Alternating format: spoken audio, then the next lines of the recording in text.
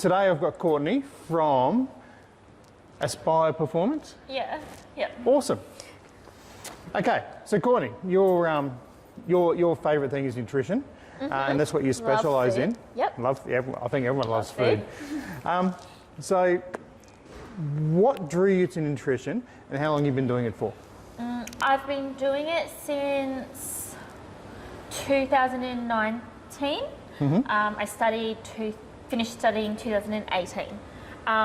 What drew me to it, I think it was the fact that I was someone who felt like I'd exercised really hard for a long time. I wasn't really exercising, looking back now, like correctly, but I felt like I was at the gym all the time and I didn't see major changes, but then I also noticed that I didn't feel as good as I could have during workouts and after workouts and that. And it wasn't until I did a challenge once with a coach, and it was training and nutrition, and I found that the two hand in hand, not only did I feel better from what I was fueling my body with, my workouts were a lot better in that sense too, because I wasn't turning up sluggish all the time. I was actually helping repair my muscles because I was hitting the right protein. Just overall, and I think mentally as well, you end up feeling a lot clearer. And yeah, I really liked that side of it, and I thought I want to be able to start helping people with that side of it, because it's one thing to be able to turn up to a gym and go for a walk or something and you can slog it out here and yeah, you'll see results, but you're only going to get so far. And I think I wanted to show like the younger me, there's a way to it, but just show people how to get there, because I have no idea. Okay. So when you started working on your own nutrition, you were still doing the same workouts. Did you find the workouts were becoming easier, or you could get through them better than you could before? Oh, for sure, yeah. I got through them a lot better because I wasn't constantly feeling fatigued, and I wasn't fueled from pizza or like a big bag of chips before a workout. Like, it was that I was feeling better overall because energy-wise, my body was a lot happier with me. So then it kind of reflected in training that I was able to do that. And even just muscle-wise, because I was providing my body with enough protein, I noticed that too. Like, it was a big difference, yeah. Cool. So, so you do PT now as well? Yes. So how do you integrate your nutrition training with your PT training? Are they separate things, or are they together, or? I give my clients the option of either or. I think at the end of the day, nutrition is one of those things where you could either start really basic. It kind of depends on what your goal is to how in depth you want to go. So for a lot of clients, you know, if you're really well advanced at the gym and you're used to training hard and you're used to a program to follow, nutrition's something that's definitely a lot easier to add on. If you're a brand new person who's never trained, never looked at food, I don't like to integrate it as much, purely for the fact at the start, I think it can become really overwhelming. Yeah, so it's and too much. That's when, it's too much too soon. And I think that's when people start to give up on either or, is because it's really hard to kind of turn both into a lifestyle. And so that's when I usually will kind of give them a bit of a breakdown of either one, and you kind of set those small goals. And it might just be that, you know, we're going to start PT. Nutrition wise, I just want you to try and add one extra piece of fruit in a day or something, but I'm not going to completely overhaul their nutrition to what they're not used to at the same time. But I do really like to get them to a point where I can integrate both, because, you know, when you fuel your body correctly, you see the results more, and it's easier to feel good about yourself when you're going from both angles from it. Okay, so if you try to, like when you try to do coaching habit changes, if you try to do too many changes in one hit, people just give up. Oh, absolutely. On everything. Yeah, no, absolutely. And I think that's the problem with a lot of it, is people think you have to go hard and fast, and they cut out everything, or they go grab a meal plan and they change everything about it, and then they wonder why they can't stick to it. And it's too much too soon. It's about changing those really small habits and slowly integrating more and more things that you know that you can actually maintain. Because if it's not maintainable and it's not sustainable, you're screwed. You're not, you'll find that you're going to go around in circles. And be in a worse place than when you started, probably. Absolutely. Yeah. So, nutrition, like coaching for PT, it's not a sprint. It's always a marathon. So you're getting those reps in on the small changes and building on that. Yes, absolutely. It's starting with the basics, because more than often than not, you might even say to someone, they'll go, I eat really healthy. And it's like, yeah, but what do you eat? And how much water do you drink? And what's it like on weekends? And then all of a sudden you uncover all these things, and it's like, okay, well, maybe that's why you're not seeing changes. Let's start with these really small things, and that's when you'll notice those changes. And it doesn't have to be changing everything. It can just be adding those small things. Yep. Cool. Okay. So what are your thoughts on dieting? And when I say dieting, I'm talking about those really crazy ones like the California diet, the what else? The yo-yos, celebrity diets, all those fads. Look. I hate them. I hate them only for the fact. There's a lot of facts, but I hate them because they're really restrictive, and it goes back to, if it's not maintainable and it's not sustainable, you're screwing yourself from the start. Yep. And I think what people don't realise is, at the end of the day, weight loss comes down to being in a calorie deficit. So you're eating less than you're burning, essentially. So whether you're cutting out carbs, or whether you're intermittent fasting, only eating 4 hours a day, they all come back to the exact same principle of you're eating less than you burn, because you either, if you're cutting carbs, there's a big portion of calories that you're dropping straight out of your diet.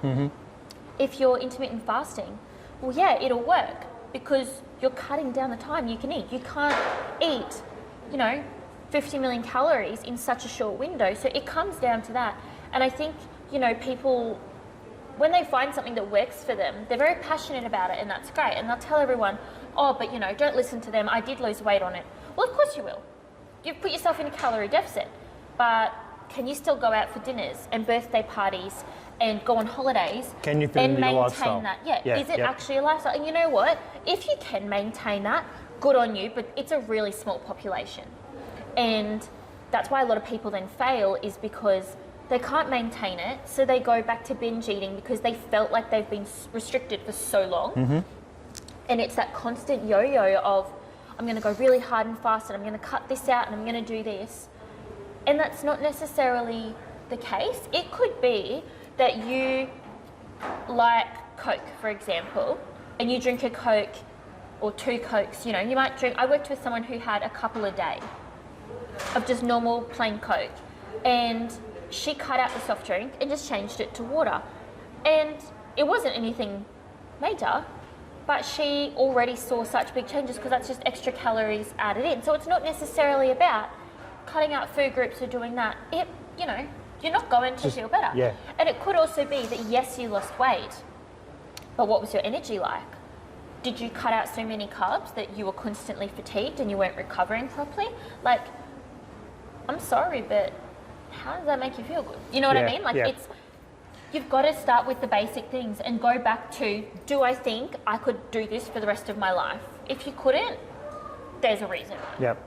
Yeah. So if your diet is poor and you lose weight under one of these, one of these diets, you're not necessarily, it's not necessarily fat loss, because it also could be muscle loss, because... Oh, 100%. Yeah. And I think that's what people forget is, especially in the first, 1 to 2 weeks, for example, say keto, they go, cut out carbs. Well, for every 1 gram of glycogen, which is in carbs, you hold 3 to 4 mils of water in your body.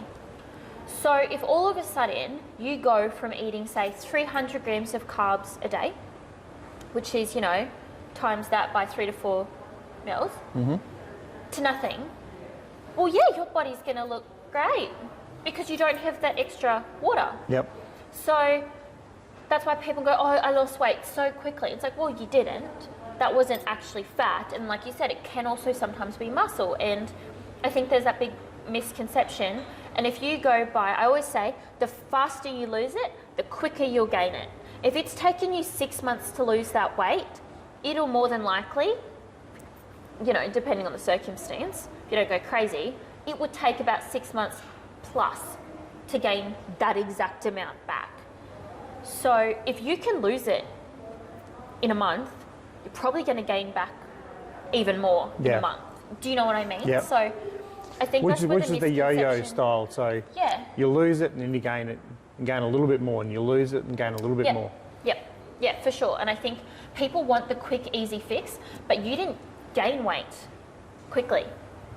So how do you expect to be able to easily adapt into a lifestyle that lets you lose weight really quickly?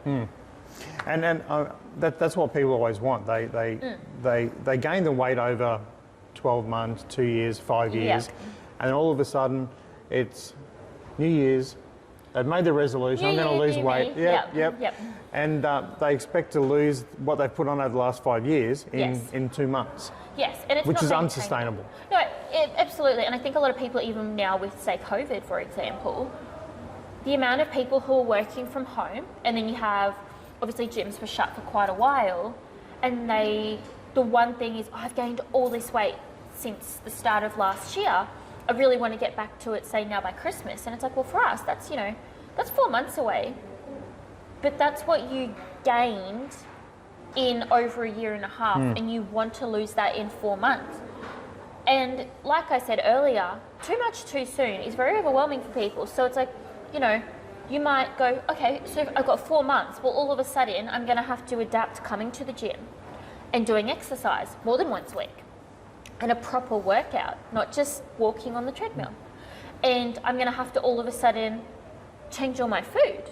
And that's when people go, oh, well, you know, just can't do it. And that's when they turn, that's when they turn to the quick fixes, but then wonder why, if they do reach that 4 month goal at Christmas, your new year, you'll have a new you, because you'll be double the size of the old you. Like, you will. It's not the new year you're after. Yes. So that's when people fail and they feel defeated and they go, oh, well, I tried it and it didn't work. And it's like, well, no, you didn't give it a fair shot. Okay. So another question I get asked a lot is, can you gain muscle and lose fat at the same time? It's really circumstantial. So the newer you are to training, so we refer to gaining muscle, losing fat as body recomposition. If you're brand new to training and you've never trained a day in your life, you're going to see results a lot quicker than someone who has consistently been training for 5 years, because your muscles are not adapted to it. Same as body recomposition, so losing fat, gaining muscle. It's a lot quicker and easier for someone who has never done anything than someone else who hasn't. In saying that, it can be done, but it takes, because your muscles are already so adapted to training, while you keep challenging yourself in your training, there's only so much you can do before your body physically wouldn't be able to handle what you're trying to challenge it by to keep up with the change. So nutrition-wise, you would have to be very on point. And when I say that, I mean, if you were to track calories, you would need to be to the calorie. It wouldn't be as easy as, you know what, I've got a family birthday this weekend, I'm just gonna relax, enjoy it. Only because when such a big factor of training is minimized because of that adaptability already, nutrition's your main goal there. That's what you need to focus on. And it doesn't allow you to go splurge by an extra 2,000 calories for the week and change your total for the week. Do you know what I mean? Yep. So that's when it's a lot hard. So that's when I say to people, focus on what your goal is. What is your goal? If you want to gain muscle, then cool, let's focus on that for a while. And more often than not, I'll have, like, especially women come to me and I'll go, if you actually focused on getting strong, you'll find that those changes kind of come too.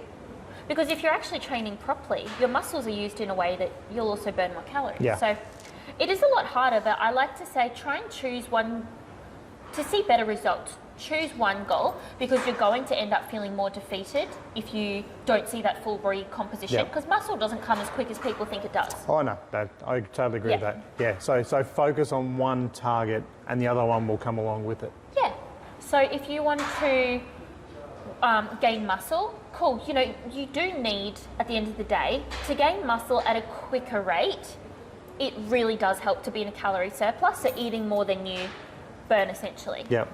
It can be done in a deficit, a mild deficit, but that's when it comes back to, if you're in a deficit, so eating less than you burn, your energy will usually start to go down a bit, so then you're actually not going to end up inputting as much in your workouts because your energy's gone down, so then that muscle gain process is also slowed down. Does that make sense? Yeah. So it's just finding that good balance, but that's where a coach comes in, because it can be really overwhelming, but focusing on one at a time and actually knowing why you're doing it. And I think the more you understand why, and it doesn't feel like it's such a strict thing, the more you're going to want to stick to it, because it's, you know, it's serving a purpose to you and your goals. Yeah. Okay. Yeah. All right. So I'm sure you've heard of myths in the nutrition area. Yes. So what are three myths that you've heard, which are pretty common? Yep. And how can we debunk them a little bit? Okay.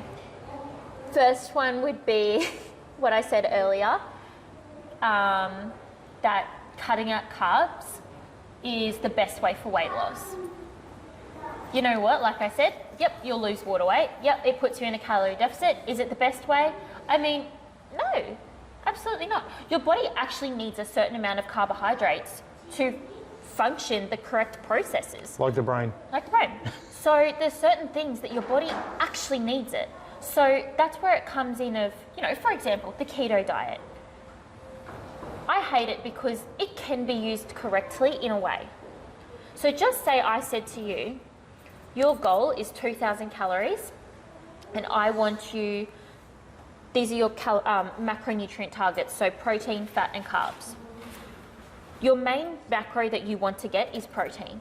So if I said to you, okay, I want you to hit X amount of protein, and you know you're hitting it correctly, and we're also looking at your fiber and it's getting correctly, your fat to carb ratio, as long as you're meeting your minimum carb intake, you're fine, okay? So yes, you'll lose weight on a higher fat diet, but then people misinterpret it and go, I'm gonna go keto. They're going to completely cut out their carbs. Go to the extreme. Their protein is super, super low. And it's like, well, that's done very incorrectly, but that's what people turn to. And it's like, if you actually look at what carbs are in, that means that they're then cutting out, you know, a banana, that has carbs in it. How much fruit and veg are you actually then cutting out, for example? So really, how is that healthy? So you can do, say, a higher fat diet, but it'll work correctly and will be more maintainable as long as you're hitting that protein goal and getting your minimum carb requirement. Cool, right. That's What's the that second one? Second one is you know, if you're losing, I often hear people say, I'm losing weight, but I'm going to reset my metabolism by having a big cheat meal. I wish it was that easy. I do love this one. I wish. It's not as simple as that. You do not reset your metabolism by one cheat meal. Absolutely not. You could have a diet break and go anywhere from 4 to 10 days. Sometimes if someone's been in a calorie deficit, under eating, it could take anywhere from 6 months to a year to heal your metabolism. So it's not as simple as, I've been eating really low calories, I'm just going to have a cheat meal, have a pizza, and then I'm good to go. Absolutely not. That does not work. That's more mental than actually. It's more mental. Yeah. That might reset you for the week to go again. Doesn't work like that. Cool. Last one would probably be, I'm sick of juice cleansers. I'm sick of this detox situation. Your body detoxes itself. It's made to detox. And if you were actually eating correctly, you would help your body more in that process. Enough said on that one. I totally agree. Okay, so that's three myths. Yep. So now give me three things you'd advise your clients about nutrition. Don't be afraid to ask for help, because I know how overwhelming it can be when you have no idea where to start, because there's lots of information out there that's wrong information, and it even comes down to coming to the right person. I have had a client who saw their personal trainer, because I think it's a misconception that your personal trainer can give you a meal plan. If they have not, like I'm an accredited sports nutritionist, I had to study for that. If they have not done that, or they're not a dietitian, they legally actually can't give you one. And it can be really worrying when you have ones that, you know, I had someone come to me and they said their personal trainer put them on 1,000 calories. And that can actually be really damaging to someone. So firstly, if you don't understand, just ask. Like, I know for me, like, I'm more than happy to always give free advice. If you want something very, very specific, like a meal plan or calorie targets, obviously that's when you come on board as a client. Yep.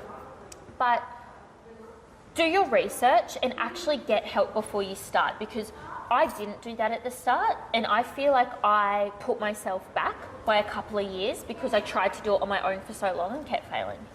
So one of your pet hates, which Yep. would probably match up with mine, is diets in a magazine. Yes. Same with me with workouts in a magazine. They're Yes. designed for a specific person. Yes. And the person who's demonstrating all the Yep. techniques, it's yeah. It does, because at the end of the day, you know, you and I could be on the same calorie target, which would be very harmful for you. Yep. And depending on what it was, could be harmful to me.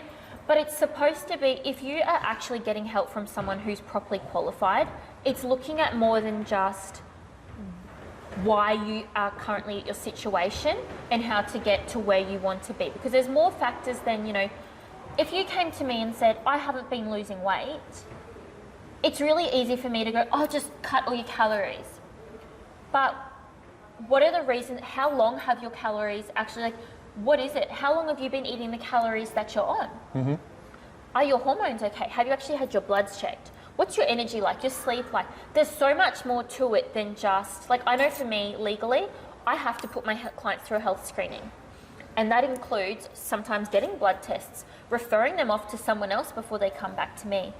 But it means that then I can help someone in the best way possible, because I'm looking at not just that surface level stuff that, oh, well, it worked for my friends, so I'm going to do the same. Why is it not working for me? So it's really just, don't be afraid to ask for help, but make sure it's the right help, because you could also really hurt yourself. You can hurt yourself, yeah, absolutely. Yeah. And I think that's the most worrying part, is a lot of the time it's about rebuilding clients' bodies to handling different things, because they've under-eaten for so long. And it makes your process 10 times longer. The next one would be, don't overthink it and start small. So check, what's your fruit and veg like? What's your protein like? What's your water like? Have a look at that. I always say to people, if you don't know where to start, it's really easy to think you eat clean, but it's like, oh, but yesterday I ate 5 cookies off the table at work, which is fine, but people forget that. So I always say, you know, write down what you've had today. Write down how many litres of water you had. Write down every little thing. I don't care what it says. But actually just identify where you could maybe fix things up a little and start with those really small things. Yep. And if you go, you know what, I want to take it a bit more seriously, then that's when you can go, okay, I want to work with a coach. I want something very specific. I want calorie goals and macronutrient goals. Then cool, do that. But that's also not for everyone. So it's starting small. Cool. The last one I would probably say is, if it requires you to cut something out, or is something that you don't think you can see yourself doing once you hit your goal. So if you say you want to lose 4 kilos and you just starve yourself for a short amount of time, you lose it. If you don't think you could maintain it past that, or it's telling you to cut something out, please think about it. It's probably not very good for So if you don't think you can starve yourself for the rest of your life, yeah, pretty much. It's probably not good the for way you. I Yep. like to look at it is each macronutrient, so carbs, fats and protein, they are all fuel for your body. They are all different types of fuel for your body. Your body needs it. There's a reason they exist. Each one serves a specific purpose to your body. And if you're lacking that, you're going to notice it's more than just the weight loss. And that's what I think people forget, is it's more than just what you physically see. Have you got alarm bells going off in your body? Like, are you passing out? Do you get constant headaches? Are you too sleepy? Or are you buzzing around all the time and your body's in overdrive? Like, are you constantly stressed? Like, look at those other factors, because you might be able to achieve the weight loss side of it, but if everything else is going wrong, maybe look at what you're doing. Because it shouldn't be like that. It should be easy. It's not always easy at the start because you are changing a lifestyle essentially, Yep. but it should be easy in the fact that I shouldn't have to feel like absolute death every day to look a certain way. Yeah, because I mean, you don't want to end up looking like a zombie, as you see some people who do that, cut down to 1,200 or 1,000 calories every day. Yep. That's not cute. No. Like, you know, you might look good on the outside, but I think mentally as well, it'll take its toll. And that's when people end up completely going in the opposite direction because they go, I've tried for so long, I tried to maintain that, and then all of a sudden they just blow out because they're like, I just can't do it anymore. Cool. All right. So thank you very much. That's okay. It's been a lovely chat.